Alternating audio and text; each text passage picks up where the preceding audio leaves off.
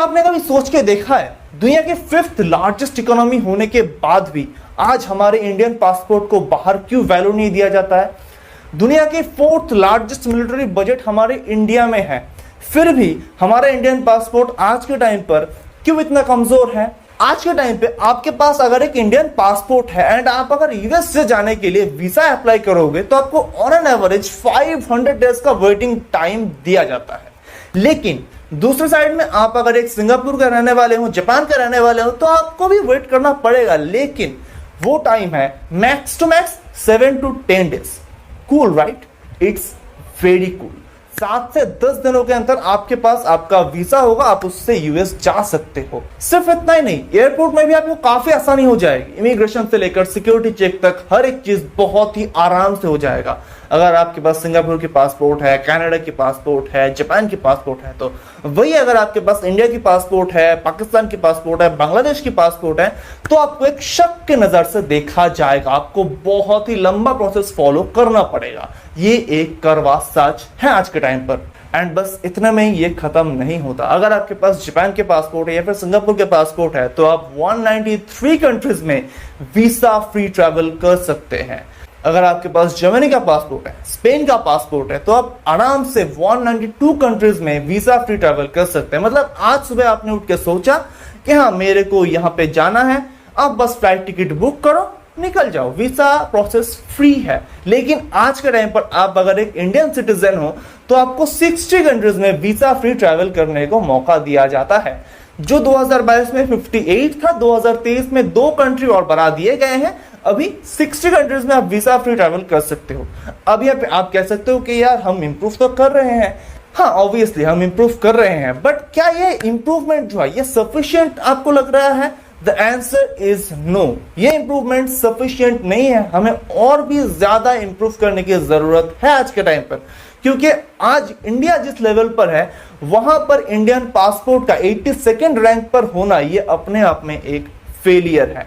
जो 2022 में 87th rank पर थे, अभी जाकर 82nd रैंक पर हम आए हैं, तो हम इंप्रूव कर रहे हैं। But as compare to the other country हमें और भी काफी इंप्रूवमेंट की जरूरत है, ये मानना पड़ेगा हम लोगों को। देखो, इंडिया में टोटल 4 तरह का पासपोर्ट लोगों के लिए इशू किया जाता है। सबसे पहले मरून कलर की पासपोर्ट, जो इंडियन डिप्लोमेट्स या फिर जो सीनियर गवर्नमेंट ऑफिसर्स होते हैं उनके लिए इशू किया जाता है। ऑरेंज कलर की पासपोर्ट, ऑरेंज कलर की पासपोर्ट उन लोगों को मिलता है जो अनस्किल्ड लेबर फोर्सेस है, उनको दिया जाता है ये पासपोर्ट, क्योंकि वो भी देश के काम के लिए बाहर जाते हैं, तो उनको भी ये पासपोर्ट इशू किया जाता है। एंड उनको भी एयरपोर्ट के बाहर थोड़ी बहुत फैसिलिटीज दी जाती है।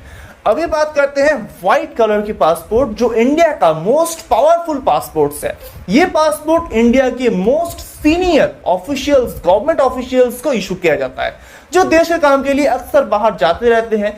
उनको एयरपोर्ट में सबसे ज्यादा प्रायोरिटी मिलता है। अगर आप एक सुपरस्टार हो, अगर आप एक बहुत बड़े बिजनेसमैन भी हो, तो भी अगर आपके सामने कोई व्हाइट कलर का पासपोर्ट वाला है, उनका काम सबसे पहले होगा, बाद में जाके आपका काम वो करेगा एयरपोर्ट में। ऐसा सिस्टम है, चाहे आप कोई भी हो। तो इतना पावरफुल होते हैं व्हाइट कलर की पासपोर्ट। एंड लास्ट में ब्लू कलर की पासपोर्ट, जो हम जैसे साधारण इंसान को इशू किया जाता है, जो मेरे पास है, आपके पास है, हम सारे लोगों के पास होते हैं। तो ये 4 टाइप का पासपोर्ट है। यूके बेस्ड एक कंपनी है जिसका नाम है हेनली एंड पार्टनर्स, जो काफी सारे सालों से ये पासपोर्ट रैंकिंग का काम करते हैं। IATA यानी कि इंटरनेशनल एयर ट्रांसपोर्ट एसोसिएशन के डेटा के बेसिस पर यह तय करा जाता है कि हाँ कौन से देश का पासपोर्ट कितना ज्यादा पावरफुल है एंड कौन सा देश का पासपोर्ट कितना रैंक पर जाएगा। बहुत सारी चीजें हैं जिसके बेसिस पर यह तय किया जाता है कि हाँ कौन सा पासपोर्ट कितने रैंक पर होगा। 2-3 मैं आपको बताता हूं छोटा छोटा। सबसे पहले बात करते हैं सॉलिडिटी।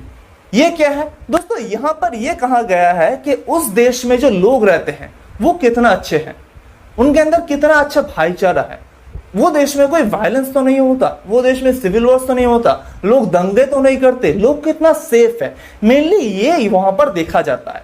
अब अगर देखा जाए तो अफगानिस्तान की अगर हम बात पकड़ ले, तो वहां पे वायलेंस हर एक दिन होते हैं, सिविल वॉर्स होते रहते हैं इराक में, अफगानिस्तान में। इसीलिए ये सारे जो कंट्रीज हैं, स्पेशली अफगानिस्तान, पासपोर्ट रैंकिंग के लिस्ट में सबसे नीचे रहते हैं। दूसरा क्या है? वेल्थ। अभी आप यहाँ पे कह सकते हो कि यार इंडिया में तो सबसे ज्यादा बिलियनियर्स रहते हैं, तो फिर वेल्थ कम कैसे हुआ? नहीं, ऐसा नहीं होता। एक चीज आप गौर करना, मान लो आपके पास जापान का पासपोर्ट है, या किसी के पास सिंगापुर का पासपोर्ट है, किसी के पास जर्मनी का पासपोर्ट है, स्पेन का पासपोर्ट है, बहुत कम चांसेस है कि वो लोग किसी बाहर देश में जाकर सेटल हो जाएगा, बहुत कम चांसेस रहते हैं। लेकिन जो टीयर 2 टीयर 3 कंट्रीज है, लाइक मान लो हमारे इंडिया हो गया, पाकिस्तान हो गया, बांग्लादेश हो गया, फिलीपींस हो गया, ये सारे जो कंट्रीज है, इन सारे कंट्रीज का अगर कोई बच्चा पासपोर्ट बनाने जा रहा है, 90% चांस रहता है, 90% नहीं 99% चांस रहता है कि वो किसी बाहर देश में जाना चाहता है एंड वहां पे जाकर सेटल होना चाहता है। तो बहुत सारे लोग आपको दिख जाएगा टीयर 1 कंट्रीज में जो इंडियंस हैं, बांग्लादेशी है, पाकिस्तानी है, फिलीपींस से आया हुआ लोग है, बहुत सारे दिख जाएगा आपको, एंड वो लोग वही रहते हैं, सेटल हो गए वो लोग वहां पे। तो इन बेसिस पर वो डिपेंड करता है कि हाँ, लोगों के अंदर कितना काम है, उस देश में कितना एम्प्लॉयमेंट जनरेट होता है, ये सब चीज वहां पर डिपेंड करते हैं। तीसरा क्या है? स्टेटमेंटशिप। अब स्टेटमेंटशिप है ये कि दोनों देशों के बीच में आखिर रिलेशन कैसा है। देखो, रिलेशन की अगर बात ऐसे आप करो कि हाँ, हाथ मिलाते हैं, प्रेसिडेंट जब मिलते हैं, तो प्राइम मिनिस्टर मिलता है तो एक दूसरे से हाथ मिलाते हैं, गले मिलाते हैं, रिलेशन बहुत अच्छा है, ऐसा नहीं होता।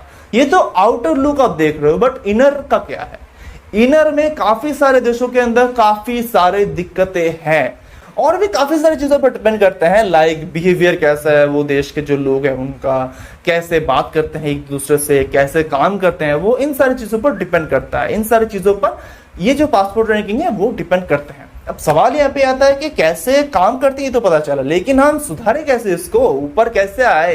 देखो, काफी सारे लोग ये कहेगा कि यार ये तो गवर्नमेंट की जिम्मेदारी है, हम क्या करें, गवर्नमेंट काम नहीं कर रहा है, गवर्नमेंट की जिम्मेदारी है। देखो, पूरा जिम्मेदारी अगर हम गवर्नमेंट के ऊपर दे देंगे तो इट डजंट मेक सेंस, ये कोई भी सवाल का जवाब होगा ही नहीं, क्योंकि एज अ सिटीजन हमारा भी कुछ जिम्मेदारी होते हैं, ठीक है ना। गवर्नमेंट तो अपना काम कर रहा है, गवर्नमेंट करेगा आगे चलकर अपना काम, लेकिन हम जैसे लोग कुछ ऐसा काम करते हैं हमारे देश में रह के जो हमारे देश के मोरल डाउन करते हैं, जैसे कि रूल्स का पालन नहीं करना, बिना हेलमेट के गाड़ी चलाना, हमारे पास सीट बेल्ट लगाने की टाइम नहीं है, हम गाड़ी चलाते हैं, ठीक है, ड्राइविंग लाइसेंस नहीं होता है, हम गाड़ी चलाते रहते हैं, रूल्स ब्रेक कर देते हैं, थूकते हैं यहाँ पे वहां पे, कचरा करते हैं, ये करते हैं, वो करते हैं, कितने सारे गलती हम हमारे अंदर लेके बैठा है, लेकिन हम उसके बारे में तो बात नहीं करते। लेकिन जब आप पासपोर्ट रैंकिंग में देखोगे, हर एक चीज के लिए पॉइंट वहां पर रहते हैं भाई। तो हमें अपने आप को बदलने की जरूरत है। हम कह रहे हैं कि हाँ, हमें डिजिटल इंडिया चाहिए, लेकिन हम क्या असल में डिजिटल हैं? इंडिया तो डिजिटल है, मान लिया हमने यूपीआई आ गया, ये आ गया, वो आ गया, कितनी सारी चीजें हैं, लेकिन हम अपने आप को कब डिजिटल बनाएंगे? ये सवाल सबसे पहले हमें पूछना पड़ेगा। जब हम डिजिटल बनेंगे, पासपोर्ट क्यों, हर एक चीज में इंडिया आगे चला जाएगा, एंड ये कोई भी देश चला जाएगा। तो सबसे पहले हमें अपने को सुधारने की जरूरत है। रास्ते पर कचरा मत करना, यहाँ वहां मत थूकना, गंदा ना करना, लोगों के अंदर वायलेंस क्रिएट मत होने देना।